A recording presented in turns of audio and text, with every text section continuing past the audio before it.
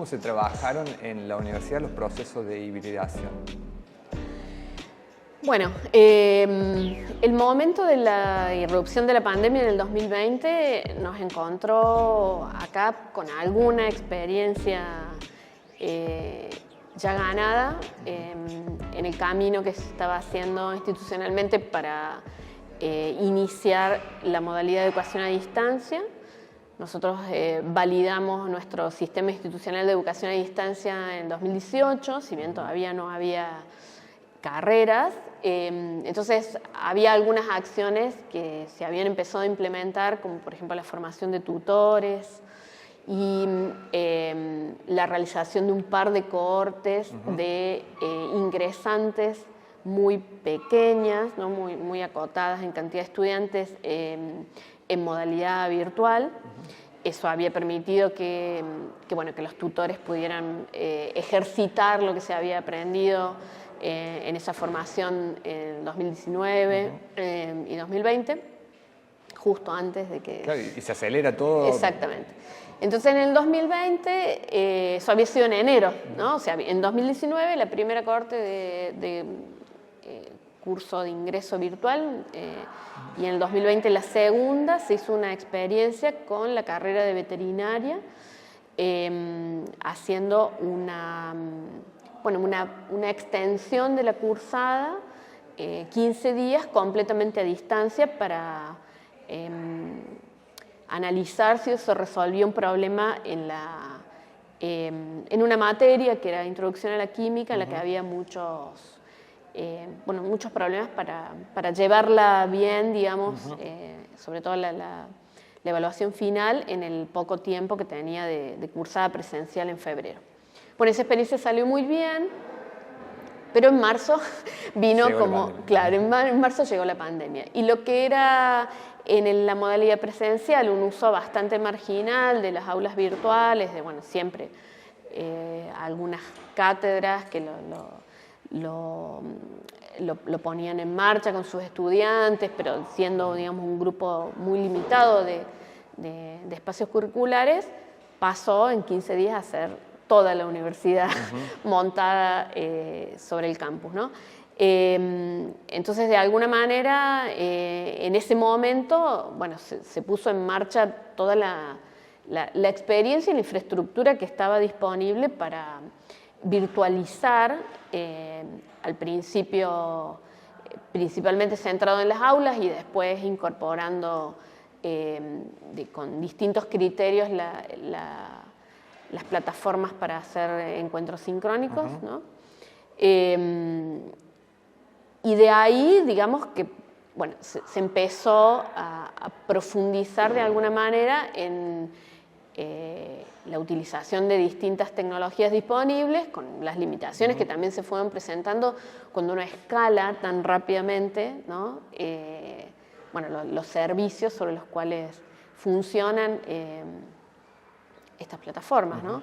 De alguna manera creo que los desafíos que se fueron presentando en ese momento fueron como de esos múltiples tipos, por un lado técnicos, por otro lado de los recursos humanos capacitados para llevar adelante esas tareas, por otro lado de la cantidad de personas que había que matricular, responder mensajes, ¿no?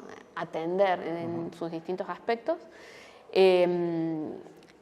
Y por otro lado, la virtualización general de procesos que digamos, si no, en contextos distintos al de aislamiento, se hacían presencialmente, se resolvían presencialmente, ¿no? ¿Y cómo operan estas nuevas tecnologías en el proceso educativo en general? Bueno, en general tenés como esas dimensiones que son de alguna manera las ya conocidas en estos análisis que hace tiempo se vienen haciendo sobre, por ejemplo, el problema de la brecha digital, ¿no? O sea, por un lado tenés un primer nivel que tiene que ver con el acceso a los dispositivos, ¿no? Que ahí, hubo una serie de problemas. Con el nivel de la infraestructura, que del lado de los docentes y los estudiantes que estaban en sus casas tenía que ver con el acceso, con la conectividad, con equipos que por ahí no estaban preparados para estar usados la cantidad de horas que pasamos a usarlos de un día para el otro. con la falta de equipos, ¿no? En las familias, en las casas, la superposición de usos. Por otro lado, con esa misma dimensión en la universidad, ¿no? La infraestructura que es requerida para ofrecer el servicio que después los estudiantes y los profes usaban. Después las competencias, ¿no? Es decir, uno tiene acceso y la infraestructura funciona, etcétera, y tenés que saber cómo usarla, ¿no? Tenés que saber qué hacer con eso, cómo aprovecharla, bueno, de la forma más potente posible. Y ahí se dio un fenómeno que, bueno, fue muy sorprendente porque durante casi una década, un poco más, se venía trabajando en capacitación docente de distintas iniciativas desde el Estado, digamos, para capacitar a los docentes en los distintos niveles educativos,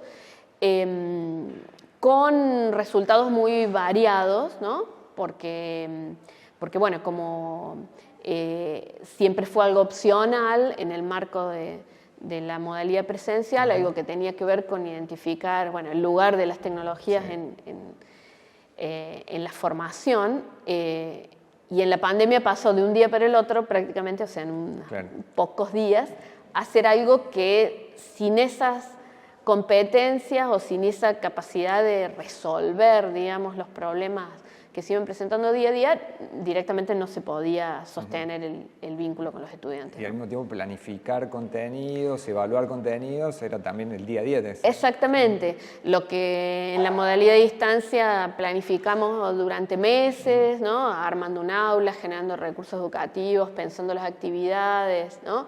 De repente hubo que transformarlo, ¿no? Prácticamente de un día para el otro para suplir lo que no se podía hacer, lo que no se podía compartir presencialmente.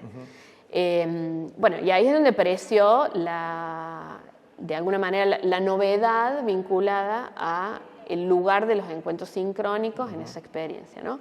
Encuentros sincrónicos que tecnológicamente ya eran posibles, aunque raros en la experiencia cotidiana antes de la pandemia, requerían en general un nivel de organización y coordinación técnica que mucha gente por ahí no sabía o no podía disponer, y de nuevo, en unos pocos días prácticamente pasaron a ser algo que gestionamos todos los días, varias veces al día, ¿no?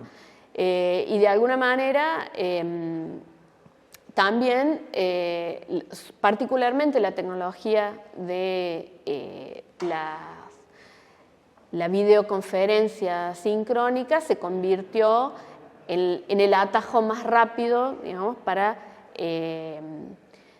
reemplazar, digamos, el tipo de modalidad de trabajo que era propia de la presencialidad, con todas sus limitaciones, ¿no? De alguna manera fue como el camino rápido, ¿no?